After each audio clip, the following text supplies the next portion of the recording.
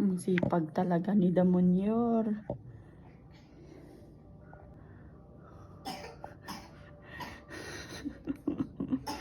Ayan, oh. Nire-ready na ang aking tataniman.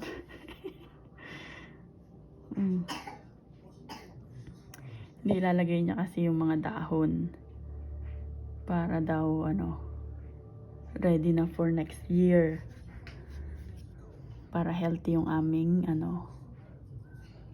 yung aking pagtataniman. Naglinis din siya dyan, so tinanggal niya yung mga dahon na tuyo, tapos yung mga laruan na nakakalat. Nilinis niya yung backyard, pati yung sa harap. Pakita sa inyo. So ito naman yung front yard. Winalis niya din kanina.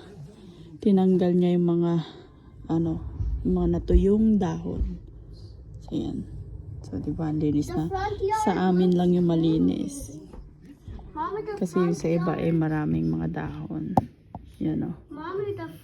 Sa amin lang ang malinis. Mama, the front yard is clean.